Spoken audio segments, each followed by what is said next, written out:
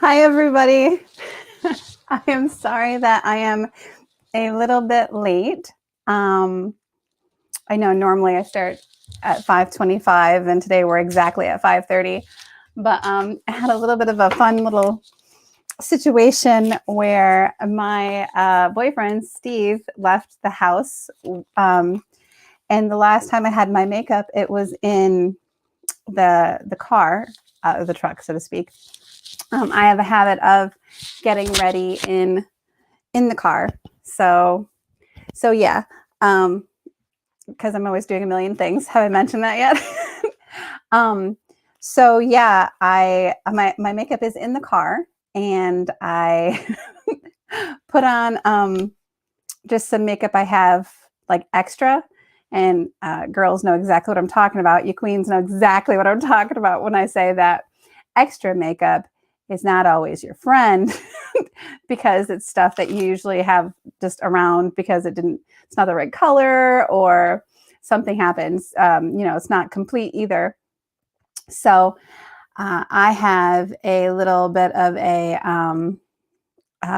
no mascara, but false eyelashes thing going on because I had false eyelashes in spades. I've got lots of them. Apparently they come in packs of like 20. So I bought one pack and now I have a pack of 20. So I put on the extra glamorous ones, which pretty much mean I'm going to fly away. So if I just start levitating in the middle of this reading, you know why. I'm seeing a little bit of hiccup. Let me see if I switch over to the regular lanyard, if that helps. Okay. Is that better? My mouth looks like it's moving funny. Anyway, enough of my stuff for today. We are on chapter 35. It is getting exciting and interesting and fun. If anybody remembers what happened, we had the situation where Cy and Sven got their game on, you know what I'm saying? And Sven bit Cy, and now her wings came out. So that's where we left over last time. I should probably say there's spoiler alerts. Uh-oh. If anybody's coming into rating number 8, there's spoiler alerts. Okay. Anyway, I'm getting ready to do the good stuff. So I'm going to jump right in. Okay. Right there. Chapter 35. I was freaking out. I couldn't get my wings to stop beating. They fanned the hot air of the bedroom against my legs. Looking at the vampire below me, I wasn't sure I wanted them to stop beating either. Purple sift streamed down in a river of shock, winking in the moonlight as it dropped into Sven's naked body. My heart raced as I blinked down at him in full freak-out mode. The whites of his eyes were tinged red, no doubt from biting me. Blood still coated his fangs as they rested on those glorious lips. I couldn't believe he'd drank my blood. I reached a shaky hand to my neck.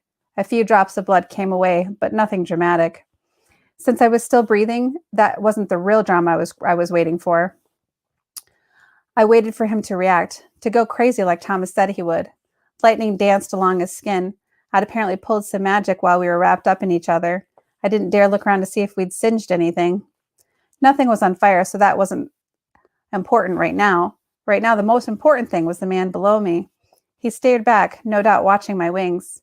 Hope skipped in my chest. He wasn't freaking out. Finally, he lifted one eyebrow and said in a calm voice, "Well, that explains a lot." Love filled me like a valve had been turned. I giggled.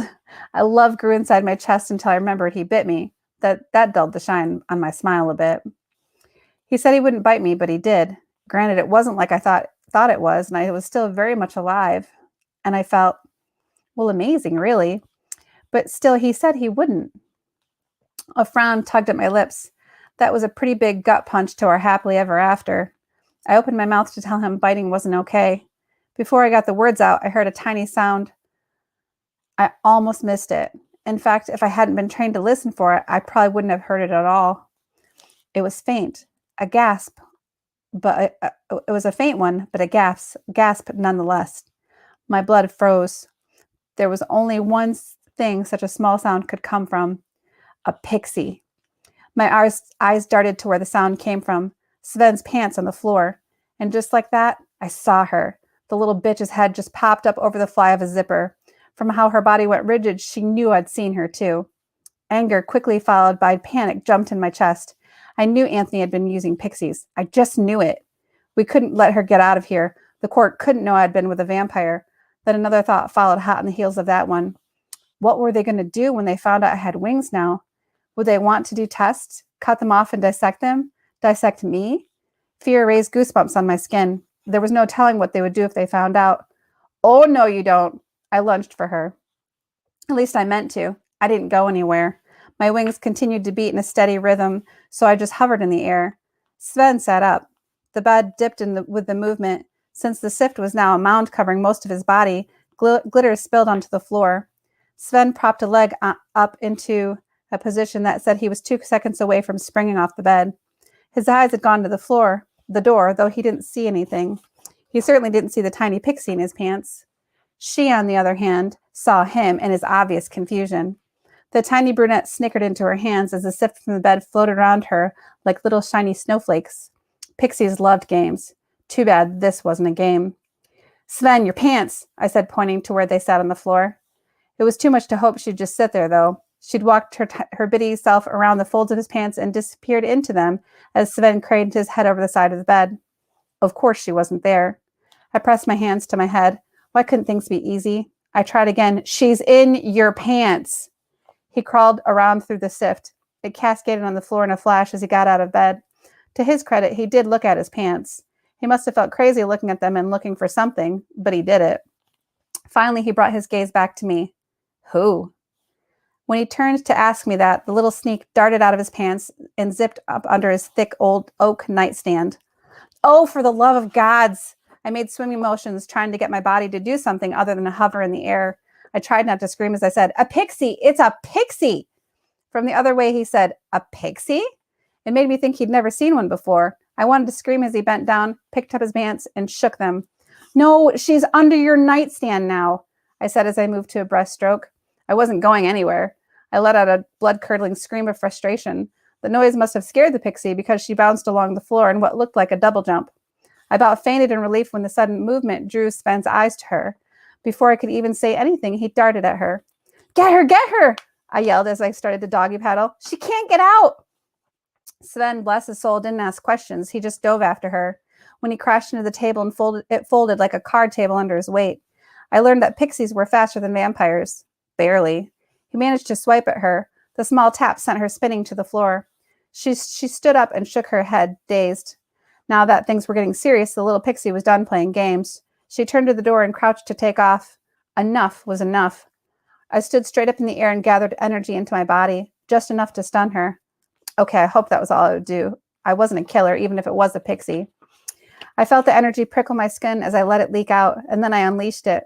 Energy coursed through me and licked down my arms before it shot out of my hand. With nothing to anchor me, the force of it blew me back. Thankfully, I didn't hit anything. I was lucky Sven's room was so long. My thanks were short-lived, though, when I saw the shot had gone wide. It singed his flawless dark gray wall. The pixie zipped towards the door. There was only one option left. I was positive this wasn't a good idea, but I said it anyway. Sven, use the lightning. I'm sure I didn't have to explain to him what it meant because, as Thomas had been kind enough to point out, he'd been alive when vampires hunted fairies. Sven took 2 seconds to glance at me. Precious seconds. I wanted to scream. Life was so unfair. Uncertainty clouded his eyes, but then he looked back at the rapidly departing pixie and made his decision. He thrust out both of his hands and then flinched as his body jerked. Lightning crawled across his hands. It shot out a grand total of 3 feet before it fizzled, and her little figure disappeared out the door. Dagda be damned. My whole body went numb in panic. We have to get out of here. Like now, I said. Focus. I had to focus. First things first. Get down.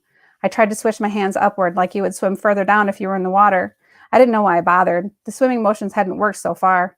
Sure enough, the only thing I succeeded in doing was looking like an idiot.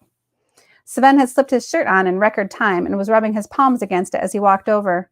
I'm sure the residual energy felt strange in his skin, not unlike touching your tongue to a battery. What's the rush? Is her nest around here? He asked as he looked up. He smiled when he got full view of my flailing. Since his eyes weren't tinged with blood anymore, it was easier to look at him. My first instinct was to smile down at him. He was so hot. We didn't have time for that, though. Pixies are crazy fast. There's no telling how soon someone will get here, and they sure as hell won't leave without me. I stopped moving, let out a little growl, and kicked the empty air. I just wanted to get down. Was that such an extraordinary thing? I'd like to see them try to take you with me here, he said, a scowl forming between his brows. The way his chest puffed out, I wouldn't have been surprised if he banged on it. It was a sweet thought, but he had no clue. All I did was shake my head. This was wasting time. I needed to get down. With all the excitement, my wings just wouldn't stop beating. Just get me down, will you? I asked. He gave the ceiling a meaningful look. Okay, the ceilings were ridiculously high. As it stood, he couldn't even touch my foot. I never thought I'd be in a place like this and want my plain old apartment back. I looked around. Besides a stuffed chair in front of the glass wall that overlooked the living room, there wasn't anything to stand on. It was too low to really be much help. There had to be something we could do. I took stock of everything. Well, we were pretty close to the corner. Would you be able to use the corner to get to me? Oh, no, sorry. You wouldn't be able to use the corner to get to me, would you? I asked. I felt borderline hysterical for even putting thoughts to the words, but I had nothing else. After a second of looking between the wall and back to me, he gave the answer I didn't dare hope for. Yeah, maybe I could. It might hurt, though. It didn't matter as long as I got down from here. Knock yourself out. I stopped and corrected myself. Well, not literally, mind you. Instead of laughing, he said, let's hope not. Then he backed up about 6 feet from the wall and without as much as a breath ran at full tilt at it. When he was almost to it, he sprang into the air, turned his body, pushed off the wall with one foot, pushed off the other wall with the other foot, and twisted in the air. Shock shot through me. He'd made it. I barely had time to get excited when his body knocked the wind out of mine as he smashed into me. He wrapped his arms around me as we began to fall. He twisted in midair, and I ended up falling on him with a crunch. No matter what you're falling on, a fall from that height will hurt, and my bones smacking against Sven's very much did. After the initial pain, my wings had stopped, but they resumed now and threatened to lift us off the ground. Sven kept us grounded, though. Now what? He asked through gritted teeth. Think. We had to stop them from moving. The only way to do that was to calm down. I laughed hysterically. Considering I'd never been in a more stressful situation, the chances of calming down were between 0 and none. My thoughts flashed to Harold. The coat he had worn constrained his wings. That was it. We need to find something to tie them down. Do you have rope? I asked, knowing it was a long shot. No such luck this time, though, as he said. No, but let's try this. He tried to wrap his arms around my wings. Even though he had long arms, my wings were still too wide. After a minute, he settled on half dragging me to the bed. Thanks to the wild sex we'd just had, the covers were on the floor. He pulled one around me. Hold this, he instructed as he pinched the ends of the blanket together. I held tight. My wings pulled at the blanket, but they stayed down. It looked like the binding idea was going to work. I tried not to get my hopes up too high as Sven took the sheet in his hands and pulled. A loud rip echoed in the room, and a strip of it tore off. After he'd ripped the full length of the king-size sheet, he came back over. He pulled the cloth up underneath the blanket. We were a tangle of arms and skin while he wedged it in and shimmied it around me. I tried not to think of those magic hands as they worked on me as I dropped the blanket. To my surprise, it worked. The binds held tight. Sven's hand came back up to move my hair behind my ears. You're beautiful. My body warmed at the look in his eyes. It took me a full second to realize he was looking at my hair. It had changed back to purple when my wings had come out. With a thought, I bled it back to blonde. We didn't need any undue attention. The corners of his lips turned down. I gave him a quick kiss. The heat of his lips against mine was shocking, and I leaned in for a second to relish it before I shook myself. As much as I loved this, we had to get out of here. They were coming. My pants. I went to dash from the room. Sven beat me to it, though. On it, he said as he sped out of the room. Get your shirt. I looked back to my wings and snorted. Right, I muttered to myself. Instead, I reached down and pulled the bunched strip wider on my breasts. The effect ended up looking like a bikini top. It was a little cold out for a top like that, but cold was the least of my worries. I heard Sven's voice from the floor below call up. So pixies are coming to get you? No, the fairies are, I called. There are more of you? He asked his steps from the stairs. Wait, why would they want to take you? I went to meet him at the door, but stopped to grab his pants and underwear. I pushed the underwear into his pocket. My hand met the hardness of his phone. I stuffed the underwear on top of it. He could deal with any underwear phone cohabitation issues later. I remembered we were having a conversation. We so did not have time for a history lesson right now. Since I have wings now, I said. Yeah, what's that about? He interrupted from the hall. Hell if I know, but having wings out of nowhere is like this is finding a GPS route to the Fountain of Youth. I've never seen it happen, and fairies would give anything to be able to fly again. My voice died as a flash of blue cracked behind me. My stomach dropped through the floor. Fairies can't fly? Sven asked, coming through the door. He stopped in his tracks at what he saw there. I turned around to see what he was looking at. I knew. God's help me, I knew, but I had to see. Anthony stood there a mere foot away. His face had drained of all color as he looked at me, at my bound wings. Sweet Danu, it's true, he whispered. Then love and sadness mixed on his face. Oh, Cy, please forgive me. And with that, he grabbed me. The shock at him being the one to take me ripped me to my core. I didn't have time to dwell in it, though. I swung my elbow as he wrapped his wings around me. It connected. I ignored the guilt I felt as his head went back, but the wind whirred around us nonetheless. Feet pounded the floorboards. Sven was close, just not close enough. I wriggled my hands from out between Anthony and my body where Sven's pants were wedged. I placed my hand on the only place I could reach, his heart. I pulled the energy from the deep in my being to shoot it at him, but I stopped. I couldn't shoot it at his heart. It would kill him. The hesitation was all he needed, and the world faded out, sealing my fate. Give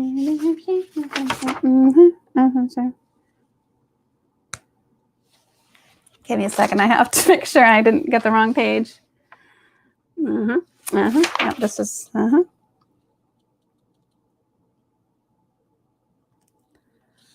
That was down there. Okay. Sorry about this.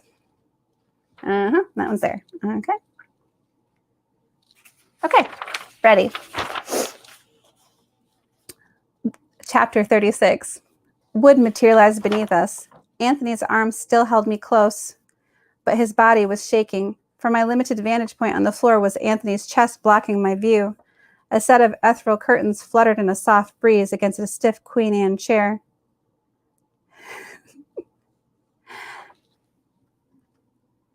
Thank you, James. We were in my mother's home. Fury burst inside me like a firecracker. Anthony had betrayed me. Again. The enormity of the situation filled me, mixing stark fear into the fury. I couldn't run anymore. They'd gotten me. What was going to happen? Anthony had done this to me. I pushed against his chest with all of my might as his body continued to shake.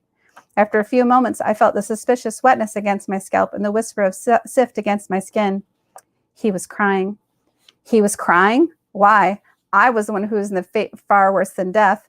He should have just let the vampires get me yesterday. It would have been kinder.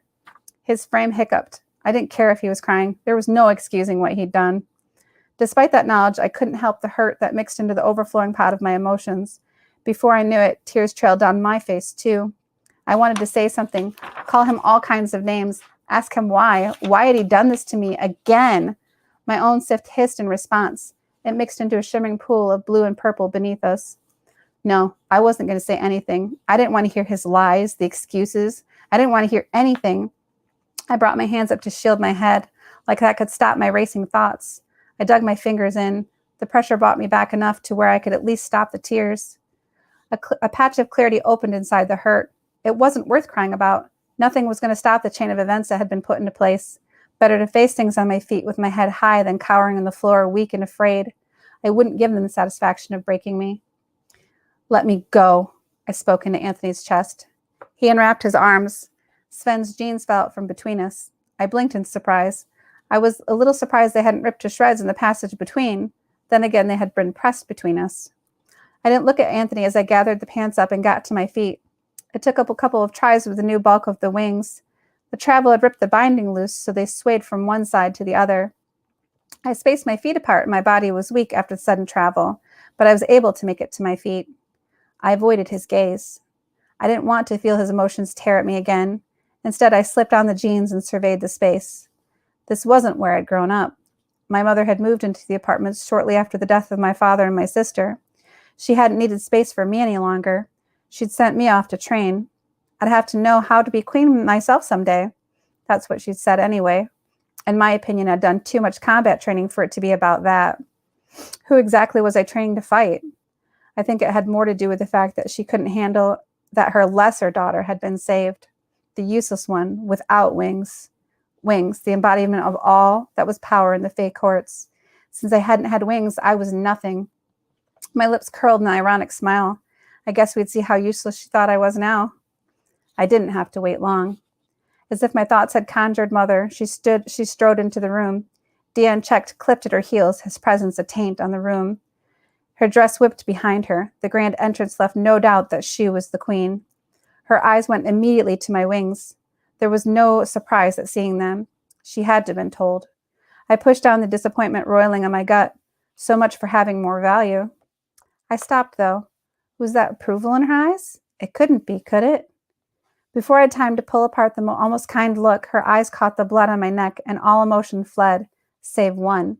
Fury. Her eyes blazed. Saw the twin trails of blood at the same time, and I could almost see the victory glitter in his eyes. He'd been waiting all of the years for irrefutable proof I was a fuck-up, and here it was. He crossed his arms, waiting for the hammer to fall. It didn't take long. Sift fell onto the floor on Mother as she glared at me. "What have you done?" she whispered. Her words burned across the space that she quickly closed. Fear stripped away my defense even before she reached me. I found myself repeating the same thing I'd repeated as a child. There's nothing to be scared of. It's just her ability. It's going to be okay. She pushed fresh fear at me just as she reached me. Her hand shot out and connected with my face. My head snapped back with the force. I could feel the sting bloom before the pain reached me. It cleared some space in my head. I welcomed that. The intensity of it cleared the fear and emotions raging through me and let me think. I needed to get out of here. Knocknane wasn't a safe place for me anymore, if it ever was. They weren't going to let me walk out, though. I had to find a way out, and there wasn't anyone I could ask for help. My mind flickered to Elder Elspeth, but I immediately shrugged it off. I couldn't put her in danger. I needed to do this on my own. I'd had my run of this place as a kid. I could think of something. I had to. My mother grabbed my chin with shaking fingers and exposed my neck.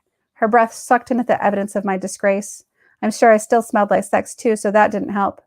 She dropped in my chin like it was a brand. "Vampire slut," she spat the words out. I didn't defend myself. The last thing she wanted to hear that I was actually in love with a vampire. Words like that were likely to get me killed.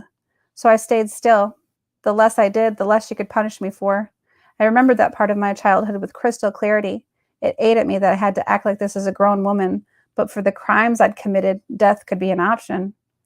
And I had to stay alive to get out of here, so I'd play the mouse, for now. She focused on my wings, and I thought I saw a glimmer of a ghost smile on her face. "And where did those wings come from? Black magic?" At my silence, she continued on. "Don't think for a second I believe that little no-good. And I don't know why Anthony even bothered to call one in. They're all trash as far as I'm concerned." She was referring to the pixie. Heat flashed through me. It was Anthony's idea? Fury itched my fists. There were no words for what I wanted to do to him. At some point, he had gotten up and now stood behind me. "Your Highness, I seek nothing but to help the race." From where his voice was coming from, I knew he was bowing behind me. The action made me grip my teeth. It couldn't be clear where his loyalties lay. Did it have to rub it in my face? Check's features bent in snide cynicism. "Don't give me that. We know how you feel about her daughter." Check said the last word like he was spitting the word out. I sat there, cold seeping into my bones as I waited for Mother to say something, to come to my defense, to not let him treat me so badly. No matter our differences, she still loved me, didn't she? But she didn't say anything. She didn't do anything but stare at me with hate in her eyes. There was no love there, no mother-daughter bond. I wanted to shrink in on myself. Before that, I would have said nothing she could do could hurt me anymore. But that was before he'd called me her daughter like it was the worst kind of swear word, and she didn't disagree. In fact, the set of her porcelain chin echoed the sentiment. I swallowed and said nothing. What was there to say? I let the hurt heap on top of the other hurt already churning in my gut. When it was clear Anthony wasn't going to defend himself, Chuck turned to me. "We're going to find out where those wings came from. Because if you can get them, there's no reason we can't get them back for the rest of Fairy and restore our race to its former glory. Get everyone's wings back." We all stood, the stillness of the room pulsing around us. The impossibility of his statement hung between us. How exactly did he expect to get wings back for everyone when I didn't even know how I'd gotten mine? Then a horrific thought wiggled into my mind. It couldn't be from being bitten by a vampire, could it? What do you suggest, Your Majesty? He asked, censor clear in his voice at her lack of response. He was asking, but he wasn't asking. We all knew it. It was clear what he thought should be done. Mother, silent up until now, lifted her head high and said, Anthony, take her to the tierman. My heart stopped at hearing those words. The tierman, words I never thought I'd hear directed at me. There were rumors of the unspeakable things they did there, horrific things they did for the good of the race. For the good of the race, I'd never heard a bigger load of crap. The empire was headed by the court, and they were all only concerned with power. There was nothing more than a bunch of self-righteous goats. But that's what it boiled down to, restoring the race and the empire to its former glory. There was no room in there for me, no room for her to take the time to be an actual mother to me. She was forever the queen. So I didn't say anything as Anthony took me by the bicep to guide me out. I walked past the somber betrayal of mother and the harsh grin of checked with my head held high. Chapter 37. The tierman seemed almost normal with its white tiled floors and matching white walls. Normal if you ignored the muffled screams that crept from under the occasional door. Anthony walked next to me like we were heading to the gallows. He held my arm close. I think he did it more for comfort than to keep me from fleeing. Where would I go? We walked in silence, even our feet strangely silent on the unforgiving tile. When we got to the end of the hall, he opened a door. It looked like every other door, but I knew it was going to be my personal hell. With that fact sitting hard in my gut, Anthony ushered me in. I turned to watch him follow me in. I kept my eyes off the room that very well might hold the last of my sanity. He turned to bolt the door into place with a mechanism I couldn't see. When he did, my mouth dropped open at what I saw. That damn pixie. She had the gall to be here. She stood on a vein on Anthony's wings and clung to another. Her little body bumped with the movements as her wings bobbed up and down. My eyes narrowed. Her brown hair flowed around her tiny face. She was a picture of a gothic chick in her all-black ensemble. Her flowy black dress was shorn into slices at the end. The tattered ends swished against her kneecaps. Black buckled boots and ripped fishnet stockings finished off her outfit. I darted towards her, but then stopped myself. No. If she got me into this mess, she could sure as hell get me out of it. The perfect plan started to piece together in my head as Anthony turned to me. I crossed my arms over my bare breasts as if there wasn't a stowaway on him. His eyes locked with mine. He looked like he wanted to say something, but didn't know what. His being tongue-tied made sense. Taking a prisoner didn't exactly lend itself to small talk. I didn't want to talk to him, but I needed to buy some time while I figured out a way to get that damn pixie. No pixies, huh? I said with a bitter laugh. I walked to the back of the room where a counter and cabinet huddled in a corner. Look, you gave me no choice, he said. No choice? What BS? Cut the crap, Anthony. All you want to do is climb up the ladder. I'm just a nice little feather in your cap, aren't I? I couldn't help taunting him, even if it pricked my own heart to acknowledge the fact. It took a little of the hurt away by goading him. What's next? Sleeping with my mother? I opened the drawers under the counter. Shiny metal instruments I didn't want to begin to identify winked back at me under the lights that floated above. The instruments shifted to the back of the door as I shut it with a little too much force. Then on the counter I saw it. Scotch tape. I pulled the industrial-sized dispenser toward me as Anthony walked up behind me. Damn it, Cy. I care about you. Even your mother can see that. So what am I supposed to do while you risk your life gallivanting around with vampires? Nothing? Just let you die? I failed you once. I can't do it again. His tone was hard, but the words showed his vulnerability. I didn't care. If there was one person who was vulnerable here, it was me.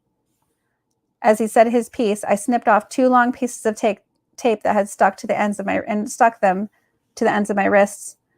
Well, you're doing an awful job, let me tell you that, I said, turning back to him. He was a smart man because he backed up a little as I leaned in. Do me a favor, will you? I said. His turquoise eyes flashed with interest as I dropped my arms. Stop doing me favors. My stomach tightened as I prayed he was distracted enough by the sight of my breasts. Sure enough, a few seconds later, his loincloth stretched. I didn't know how I felt. That was my plan. It had worked so well. but I didn't stop to analyze it. I twirled around to face his back. I forgot my new wings were so big, they smashed into a cart and sent it crashing to the ground. The twinge of pain was intense, like bending your arm the wrong way. It didn't matter, though. I was where I wanted to be, face to face with a very surprised Pixie. Her face registered shock as I snatched her off Anthony's wing. "What in the hell?" Anthony asked. Elation shot through me as I slapped one piece of tape around that little snitch's mouth and the second one around her body. I had just palmed her when Anthony turned around. He looked me over. There was no way he knew about the Pixie. A little thrill ran through me. I might actually have a chance of getting out of here. I raised my eyebrow with a suspicious look on his face. Despite myself, I couldn't quite contain the half smile that crept to my lips. A furrow creased his brow. "What game are you playing, Cy?" "You tell me. We aren't playing by my rules," I countered. "Look, I had to get permission to use the Pixie, or I wouldn't have gone to your mother," he said, his brow smoothing out into a reasonable expression. Too bad I wasn't in a mood to be reasonable. I didn't want to be either. I was about to be tested on, like a rat, and it was directly his fault. "Get out, Anthony," I said, not able to bear talking to him anymore. He hesitated and then stepped forward, his long fingers wrapped around my shoulders. Since I still held the little Pixie in my palm, all I could do was stand there as he pulled me close. "I'm coming back for you," he whispered gruffly in my ear. How could he sit there and pretend kindness after he betrayed me like that? More importantly, why did I want to believe him? I swallowed the salty tears that threatened to spill out and said with heavy sarcasm, "Yeah, I'll be sure to wait around for that." Always the tough girl. He pulled me in for a warm hug and said, "It's okay to be scared, you know." I didn't respond. No, it really wasn't okay to be scared. There was only one person I could count on now, and that was myself. Being scared would make me completely useless. If I stopped to be scared, I might as well lay down dead right now.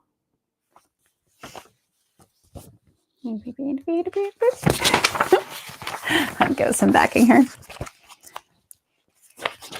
Chapter 38. Only after Anthony had thrown the bolt when he was outside the door did I uncurl my aching fingers. The Pixie was still there. Her eyes glared at me above the strip of tape.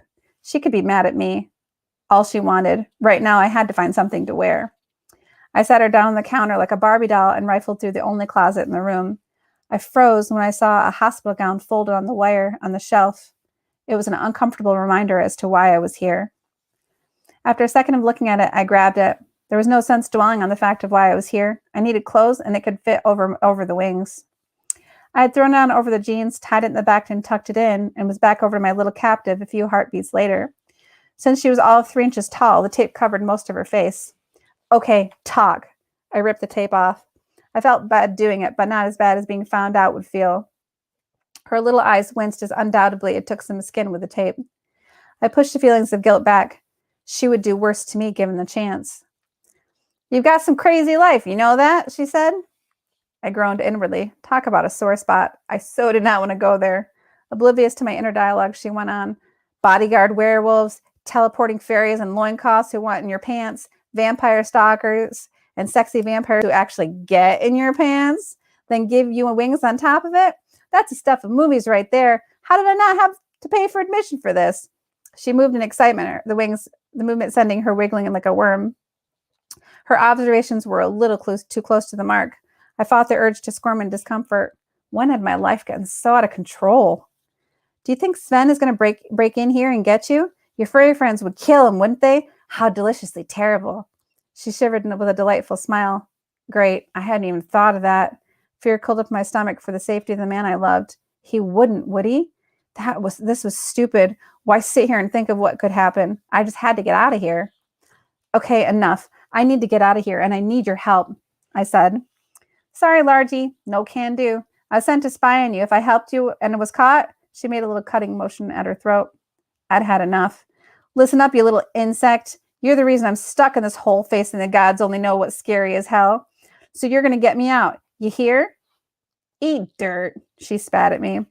The drops barely registered, but they inflamed me. How dare she? "Do you hear me?" I repeated again.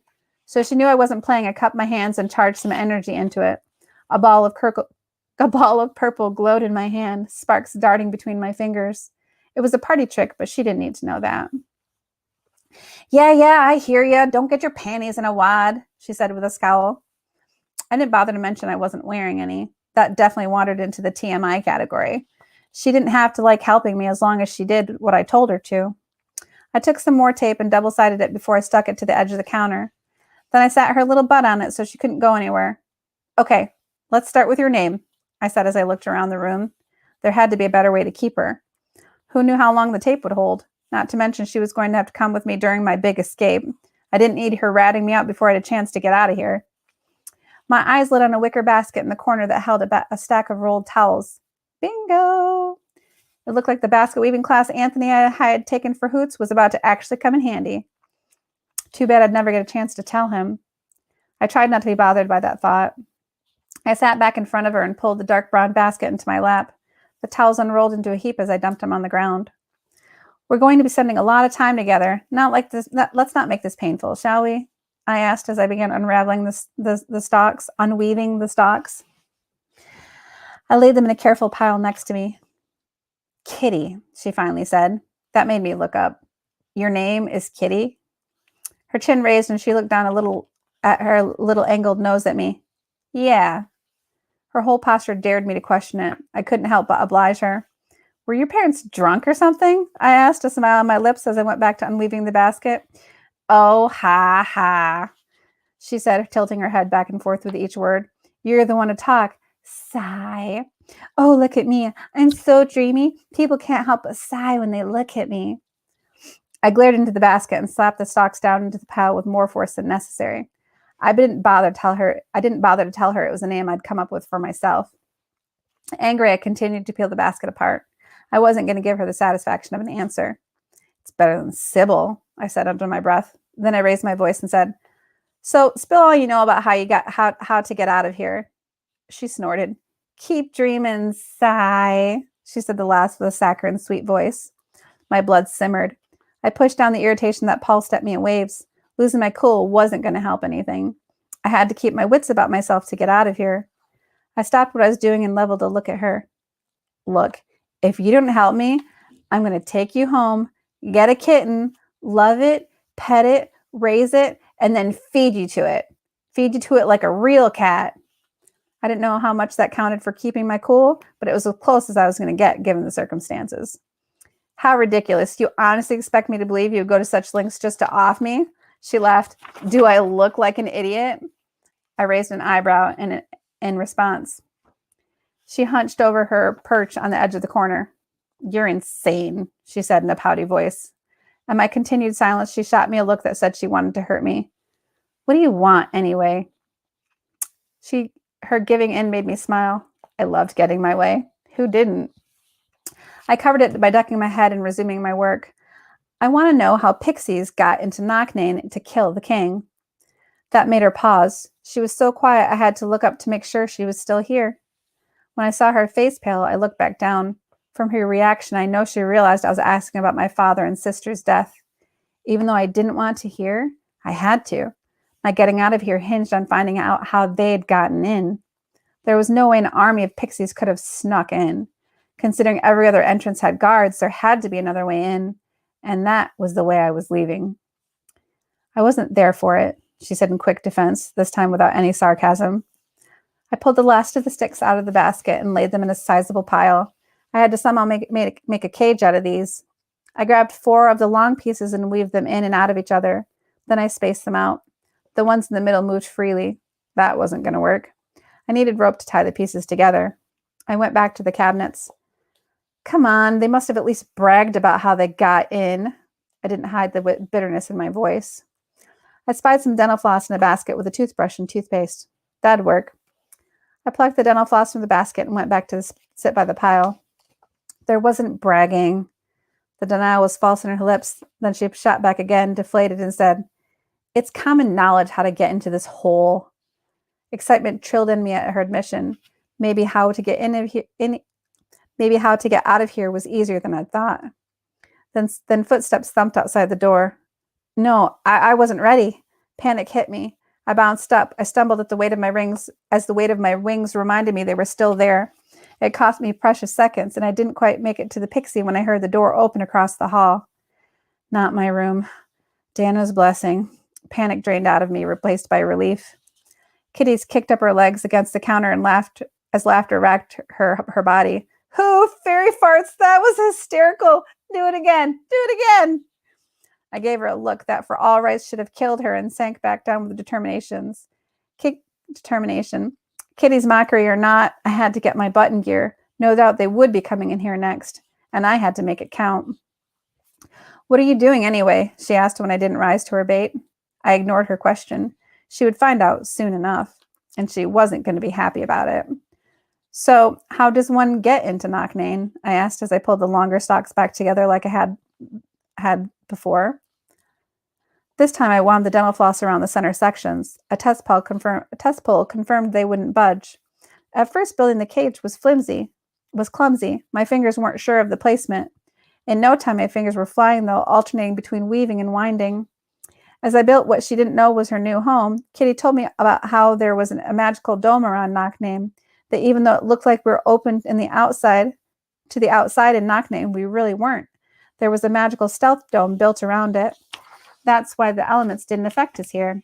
On top of that, anyone who came too close would feel repelled. If they ignored it, their bodies would start to rebel against them. I stopped, confused. "Then how did you get in?"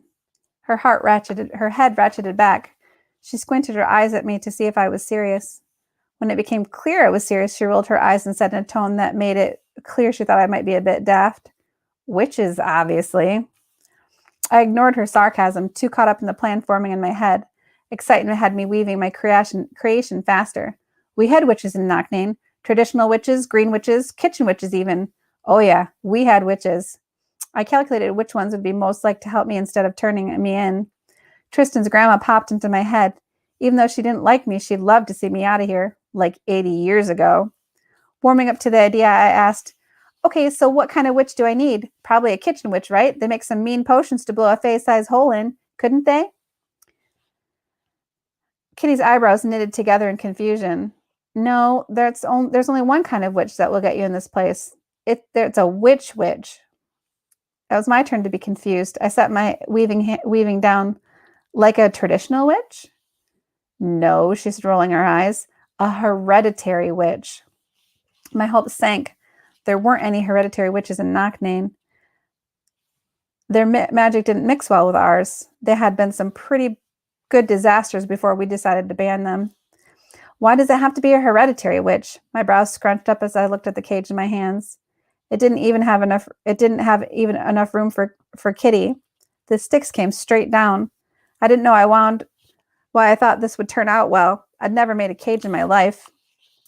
Funny that I'd never had a need to. To fix it, I tied off the dental floss. Then I bent a stalk in a circle and wrapped some more dental floss around it to get it to stay. A circle formed before my eyes. I grunted, satisfied, and it wouldn't win any awards, but it would serve its purpose. "Because they can help you brave the magical booby traps that you all outfitted this place with," she said, the tilt of her head telling me she wasn't liking the looks of what I was putting together.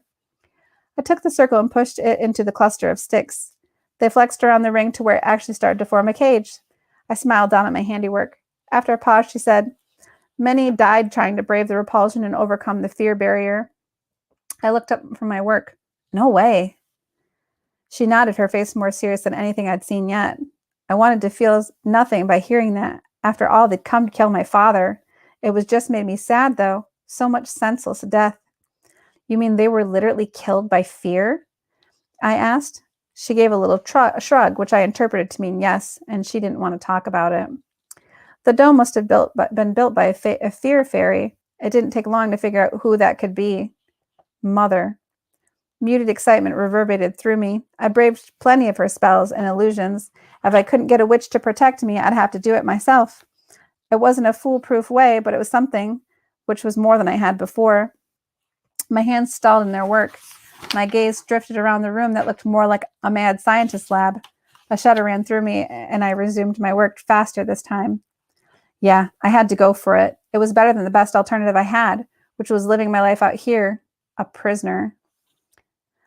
I don't like the looks of what you're building, Kitty said, taking a look at my work. You have to know I can't let you leave, I said by way of explanation. Her little eyes beaded on me. I could tell she was mad. Oh well, maybe she'd think twice before messing with someone again. I fashioned a quick bottom for the cage out of a Tupperware container from the cabinet by popping holes into the lid with a pin. I weaved the dental floss around the bottom and through the lid and just popped a freshly gagged kitty into her new home when I heard more footsteps. The door handle jingled. I tossed the cage in the corner and threw a pillow over it just as it opened. In walked a very large, very scary fairy. He didn't have wings, but he didn't need them to fill the doorway. His shoulders did that all by themselves. The cloak he wore skimmed the edges of the doorway. So this was the person who was going to be bringing new meaning to the word hell. Well, game on then. I swallowed my fear, but it rested in my throat anyway. Chapter 39. That's it? I asked Big Jim as he plunked a cotton ball down onto the needle hole on my arm and slapped some medical tape and a cotton ball on it. I should have just counted my blessings and kept my mouth shut, but I couldn't help but ask. Only getting my blood drawn in a place like this was like getting a hug in a prison. Big Jim, at least that's what I'd started calling him since he wouldn't give me his name, laughed. If you're lucky, we're looking for a genetic variation between your DNA and those of other fairies born in your age bracket. Like you? I asked, since he didn't have wings. He grunted as he rolled up the needle and the supplies and stuffed them into the black bag. It looked big enough to hold scary things. I stood up and blocked his way. I'd seen him drop the keys into that bag, and he couldn't leave until I got them. His size made it a challenge, even if I did know everything there was to know about Muay Thai. So what happens if I have a genetic variation? I really wish I'd stop asking questions like that. Maybe I was the one who could use some tape over my mouth.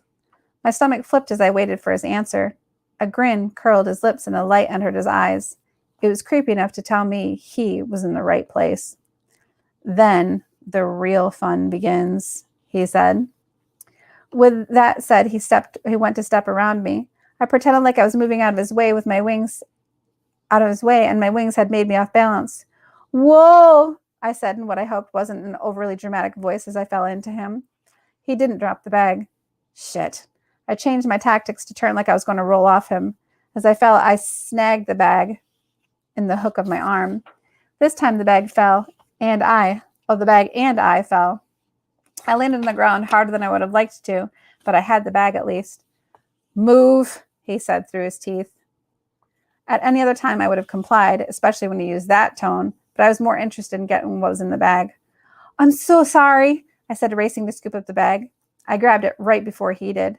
Pretending to hand it to him, I turned it over as I stood up. All the contents clattered out of the floor in a leaf pile of medical devices. How clumsy of me, I said, dropping to the floor and pretending to scoop the items back in. I just grazed the key ring when he pulled me out of the way. Get out of the way. I got it. He was nice and angry this time. I just struggled to stay to the floor. The keys were just out of my reach as I swiped them. No, I made this awful mess. Let me do it for you. My feet left the floor as he hefted me up. I did a little kick to see if I could get myself back down, but it wasn't happening. He put me behind him. I don't have time for this nonsense. He dropped to his knees and started shoving everything into the bag. My brain scrambled, and 2 more swipes, he'd be done. How was I going to get those keys? I didn't want to stick around here to see what they're going to do if my DNA matched everyone else's, to see if they're going to torture me or not. I shifted and my calf hit something behind me. I turned around to see a metal chair. A light bulb went off in my head. I scooped up the chair and folded it silently. I tiptoed behind his crouched form. With a quick breath, I swung it down as hard as I could onto his skull. I heard a sickening crunch, and he folded in half. I pushed him with my boot. His body flopped over. Oh, for the love of gods, I prayed he wasn't dead as I bent down and put my fingers to his throat. A weedy pulse thrummed there. I sagged in relief. Thank you, I mouthed to the ceiling before I opened the leather satchel he'd been stuffing and dove in. My hand knocked against all kinds of things before my finger finally latched under the keys. I pulled them out. There was a clip attached to them. I clipped them to my belt loop and jumped up. I started to run to the door. Kitty! I ran back and threw the pillow off her. She glared at me from her little cage. I hid my surprise that the cage actually held. Let's go, I whispered. It was ridiculous to whisper because it wasn't like Big Jim was sleeping, but I felt the need to do it, so I did. Her lips thinned out and her expression deadpanned. Oh, right. She had a point. It wasn't like she could actually go anywhere without my help. I grabbed the cage and made a dash for the door. On a whim, I grabbed Big Jim's cloak and black bag. When Kitty saw him, she shouted, "You killed him!" I juggled the cloak over my head as I searched the door for the lock. It only took a few seconds to locate the lock that blended into the door jamb. My heart beat against my ribcage as I tried key after key. My wings fluttered under the cloak right along with my heart. Beautiful. Well, there's nothing I could do about it now. I'd have to fix that later. I prayed Big Jim wouldn't come too. I came to the last of the key on the key ring. What if this wasn't the right set? I pushed it into the hole and felt the tumblers move. Excitement beat at the temples as the lock turned. I threw one last look at the knocked-out fairy before I covered Kitty's cage with the front of my cloak and slept into the hall. Into freedom. Excuse me, I need some water. Chapter 40. There was the door. The only thing that separated me from it was this long hallway that loomed in front of me. Steeling myself, I yanked the hood low over my head. Thankfully, I had taken only 2 steps before I realized I hadn't secured the deadbolt. Big Jim wasn't going to stay knocked out forever. I turned back and threw the deadbolt. After a quick glance, I was on my way. I didn't want to bother with the glamour. Faye could tell if you were using it, and while a dusting of glamour was expected in the court, the amount I'd need to camouflage myself would draw too much attention. So I settled for not breathing as much as possible. It wasn't too many steps later that my fingers clutching Kitty's cage under my cloak went numb. I guess I'd been holding on too hard. As I loosened them, I prayed I wouldn't see anyone. 5 feet later seemed too soon for the prayer to be dashed away, but it was. The door handle in front of me turned. Icy panic shot up my spine. This couldn't be happening, not with only 4 doors left between me and freedom. I picked up my pace, and just made it past the door when it swung open. It took all of my effort, but I kept looking forward as I heard the rustling behind me. Any unusual movement would give me away. I kept my breathing low and calm to keep my wing flutter at bay. Only 3 more doors. I was almost at door number 2 when he spoke. "Hey, Matt, got any forceps?" My heart dropped into my gut. Maybe if I just pretended like I didn't hear him, he would go away. I kept shuffling along. 2 more doors. "Hey, are you deaf or what? I said let me use your forceps a minute. I broke mine on that moron in there." His feet scuffled against the tile as he made his way to me. Of course this would be happening when I was so close. My brain shuffled through options of what to do. Lightning? No, I didn't want to kill him. Run? No, there were sure to be people in the courtyard outside. My best chance at survival was to leave quietly. If you blended in, people generally paid you no mind, which came in handy. Great, I couldn't avoid this. I hunched low on the cloak and kept my head tucked as I turned around. "Who, me?" I asked in a low voice. "I don't think so." "Stop the bullshit. I'll give him back." The man crossed his arms in front of his chest. "Don't be an ass. Just let me borrow them." "Oh, forceps. Yeah, I got those," I said and dropped to my knees so fast it would have raised eyebrows in any other situation. I hunched over the briefcase. I set Kitty's cage down in the protection of my coat and brought my hand out to open the leather case. My fingers shook on the silver latch. They were inside the bag so fast, I don't think the guy noticed, though. Now, just to find the forceps. I think I knew what they looked like. They looked like salad tong type things, didn't they? I pushed everything around the bag, hoping I would get lucky and something would jump out. Nothing did. Sweat beaded on my forehead as I continued to search. Come on, they had to be in here. "What's the holdup, kid?" the guy asked, his impatience clear in his voice. I made a non-committal sound in my throat as I pushed things around more forcefully. The weight of his presence pressed down to me. It made me feel harried, scattered, and petrified. I bit my lip to keep it together, Cy. Where in the hell were they? The tools slipped through my hands and my palms started to sweat. Damn it, I brought my hand out of the bag to wipe it on the front of my cloak. "Oh, for Dagda's sake," he said, sounding like he wanted to punch me. "Give me that." He tore the bag out of my right hand. It only took him a second, and he pulled out a pair of tweezers. Irritation crept inside me. "Tweezers, you idiot. Those are tweezers," I wanted to say, but I had to push it down. I couldn't afford to get in an argument with him. Apparently, the feeling was mutual because he said, "Moron," under his breath as he dropped the bag in front of me and walked away. I was too dizzy with relief to worry about what he thought of my mental capabilities. I brought my hat back inside my cloak to pick up Kitty's cage. I made sure to angle the bag over it again so the bulge didn't look conspicuous. I made it past the last 2 doors, and excitement almost burst inside me as I pushed open one of the double doors. Sunshine warmed my face. I had never felt something so wonderful. I wanted to bask in it. I didn't have time for that, though. I had to move. The question was, where did I go from here? Oh, gosh. Let's see how long this chapter is. This is a good chapter. This is a really good chapter. Hold on. Oh, okay. About 6 minutes. Okay, we're going to do it. Okay, this isn't a really good chapter. The next one is. This one's pretty good, though. It's not bad. It's just not like the one that's going to just... Okay. Chapter 41. I can't believe you're going to make me come with you, Kitty said from the little perch I'd stuck on in her cage. We were in a part of the woods inside Knocknane that I'd only gone to as a child. From the overgrown vines and tall grasses, it was clear I probably was the last one to come here. Well, Anthony and I, anyway. That was my fear, that Anthony would remember this place and come here when they found I was missing. How long would it take for them to find Big Jim? Someone was bound to notice him missing and go looking. I ignored Kitty as I set her cage onto a log. What are you going to do? Keep me in this little cage forever? Her hand ran across the bars of the cage. A xylophone-type sound played from the uneven sticks. The sound was quickly absorbed by the trees. She snorted. Good plan, genius. Truth be told, I didn't know what I was going to do with her when I got out of here. I hadn't gotten that far in the plan. I was just grateful as hell we'd gotten this far. Instead of answering her question, I changed subjects. Okay, so if Knocknane really is a big bubble, the best way out to get out is up. No one will be guarding that way. She rolled her eyes. Another genius plan. What's wrong with that? I countered.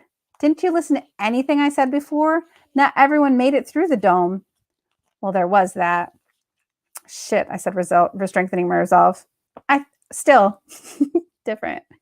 Still, I said, strengthening my resolve. I think I can do it. Of course you can, she said with more sarcasm I was beginning to hate. And even if you did make it, what about me? Aren't you planning on bringing me on this harebrained scheme? I know we just met, but don't you care that I could die? It was my turn to give her a look. She had the decency to look sheepish at least. Okay, so I turned you in, and I may have had a tiny suspicion I may have had a tiny suspicion they were going to torture you, but I think you might be killed. And as if that made it better. Now I had all the fuzzies. Okay, maybe not. We're doing it, I said, my tone flat. We're gonna die, she sing-songed. I ignored her and said, so how did you guys get through the dome exactly? Just flew, she said with a shrug of her delicate shoulders. You flew through a dome? I asked. Well, it's more of a metaphysical dome, she said after a pause. God's alive, why did it always have to be something? I allowed myself one big gratifying sigh before I squared my shoulders. I'd just have to learn how to fly then. Okay, teach me how to fly, I said, swinging myself onto the branch of the closest tree. The branch was about 4 feet off the ground. It wasn't going to kill me if I didn't get it right, but it sure would hurt like a son of a bitch. Kitty broke into my thoughts and said, right, like flying is just that easy. Look, it can't be hard. I was flying earlier for dag's sake. I just have to learn how to control it. Learn how to control a muscle you've never had before. Psh, yeah, should be a cinch. I could almost hear her eyes rolling from up here. Besides, you're high if you think I'm going to help you fly after you locked me in this third world style cage, she said calmly, looking into the woods. If you don't help me, you're going to stay in that third world cage, I said. Some princess you are, she said with a huff. Ignoring that remark, I stood up on the branch and held the tree trunk. Well, it'll be fun to see you break your legs at least, she said and stood up with me. I pushed down the urge to tell her I was a quick learner. She was about to be disappointed. Considering all she was responsible for putting me through, I was fine with that idea. She bent her knees like a skier and said, okay, first bend your knees. I followed suit, feeling a little silly. She did a couple practice bobs. Then push off like you're going to jump. With a little bob, she jumped. Her hair bounced up and down as she did little jumps over and over. I did them as well. I prayed the branch wouldn't break under my weight as I jumped up and down. She planted her feet on the ground and put her hands on her hips. No, not like a spoiled brat. You're trying to jump forward to the stars. It starts the motion to propel you forward. I bit my lip as I thought about that. That might lead to issues from up here. We hadn't even gotten to the part where I flapped my wings. I knelt down, reached between my legs, and grabbed the branch and swung to the ground. Once on the ground, I tried the move again. With my knees bent, I practiced little jumps, just like she said. I jumped like I was pushing forward. Stick your butt out more. There you go. Kitty cheered from her little cage. After a minute, she said, now, here's the tricky part. We aren't going to be able to just fly right off the bat. You have to learn how to move your wings. Try first to flex them up, then down. Her wings moved up and down in demonstration. Seemed simple enough. I flexed the muscles in my back. My wings shadow in front of me didn't move. Okay, wrong muscles. I tried again. This time my shoulders shadow bobbed up and down. No, not my shoulders. I needed my back to move. Irritation licked at me. I took a breath to calm down. Getting upset wasn't going to help. Then I'd be right back to where I'd been at Sven's place, where my wings moved on their own and I couldn't get down. And we didn't have that kind of time to waste right now. With all my might I had, I focused and moved my back a different way. This time my shoulders moved forward instead of up and down. I growled in frustration. My wings responded to the anger and started to beat by themselves. They lifted my feet off the branch. That's it! You're doing it! Way to go! Kitty jumped up and down from the sidelines. Oh no, how was I going to stop them? There was no one here to help me down like last time. What if I flew all the way to the top of the dome and was stuck there? Panic ignited inside me and my wings moved even faster. I moved higher into the air. Kitty saw my face and it must have hit her what was happening because she said, Dung beetle, Cy, what are you doing? Snap out of it. Calm down. She was right. I had to calm down. I could do this. Besides, there wasn't any time for a panic attack. I couldn't allow that to be my downfall. I closed my eyes and focused everything I had on relaxing every muscle in my body. Inhale. I relaxed my arms and legs. Exhale. I relaxed my shoulders and pelvis. Inhale. I relaxed my back. On the exhale, it did the trick because I felt myself fall as my wings stopped. My body hit the packed grass. Pain radiated from my kneecaps and my hips from where I'd hit. I rolled back and forth on the ground and moaned. Ouch, I managed. Kitty was on the ground too, but she was rolling around in a fit of laughter in her cage. Oh no, that was hysterical. Ouch, she says. Classic, love it. She pounded the floor on the cage. Mercy, mercy. I can't breathe. I can't breathe. She might have been laughing now, but I'd seen how concerned she'd been when she thought I was floating away. When I said as much, she sat up straighter. She inspected her fingernails, which had suddenly become very interesting, and said, well, if you floated away like an ass, then who would know I was here? Nobody. That's who. And then I'd die in this poor excuse of a cage you built. I grinned to myself while I got back into the position. Maybe Kitty wasn't so bad after all. When I had the correct form again, I floundered. What exactly was I supposed to do? I didn't even know how to move my back other than what I'd done already. Kitty, back to her irritating self, said, You're doing it all wrong. You know that, right? I figured as much, but I didn't need her pointing that out to me. I threw up my hands. So what am I supposed to do? And there was the irritation again. I tried to squash it as Kitty explained. You don't move them, you dope. You just tell them to move. You feel it. Yeah, that makes tons of sense, I said under my breath.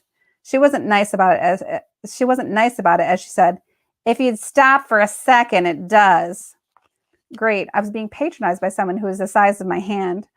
That's just what I needed. I pressed my lips as tight as I tried to listen. Even if she wasn't being nice about it, it was clear what I'd been trying didn't work. I needed help. You're trying too hard. Think about it, she said. Your wings are connected to your back muscles, but they aren't your back muscles. Just tell them to move and concentrate on them moving until they do. Don't think about moving them. Just moving them. Just move them. It sounded asinine to me, but I gave it a shot. I didn't have anything to lose. Dana knew what I was doing wasn't working. So I closed my eyes and focused on where the wings came out of my back. Then I brought my focus inward, into the center of my body where I imagined them connecting to my muscles.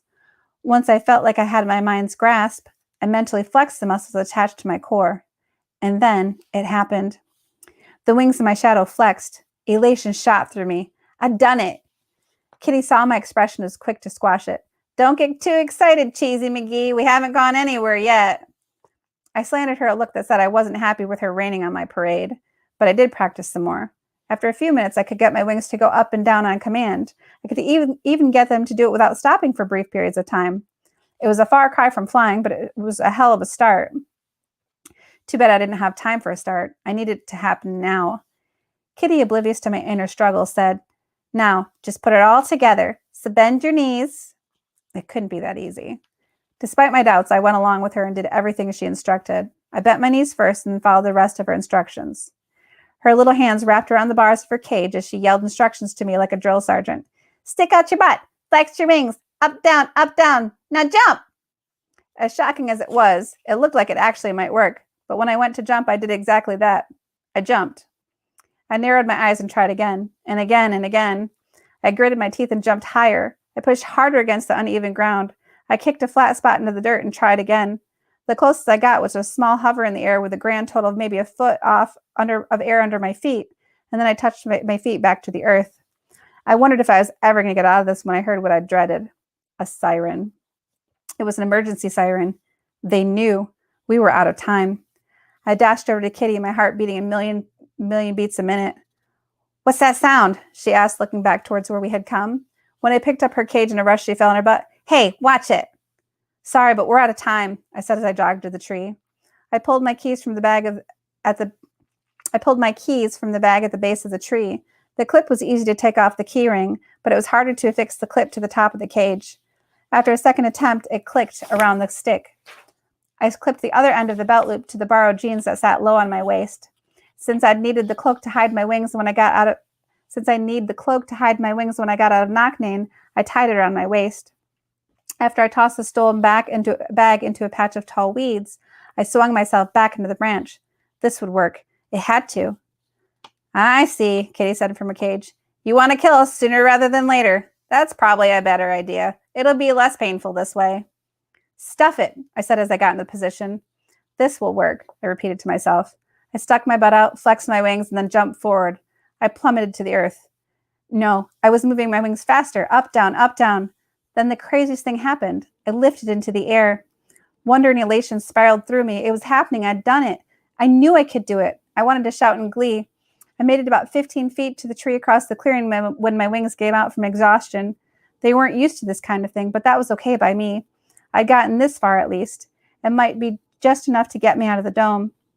"Well, that was short-lived, wasn't it?" Kitty said flatly. I felt the cage jerk. The movement felt like she had sat down. She was a serious buzzkill. "We're not done yet," I promised as I grabbed the branch above me. I hoisted myself to the next branch, and the next, and the next. I kept at it until we'd reached the tops of the trees. The sea of green leaves moved beneath us as I clutched the top of the tree. I looked up. It was easy to see why Kitty was so scared. Fear and hate beat at us from the milky dome that shimmered about 25 feet above. That's the end of that chapter. And chapter 42 is where we're going to stop because we are past time. Sorry, but I really wanted to read that chapter. I hope you enjoyed it. That's one of my more favorite parts because it really starts to ramp up from here. And it's just nonstop from here. So I hope you're ready. I'm going to read again on Wednesday. So come with me, same time, same bad channel. See you guys later. Take care.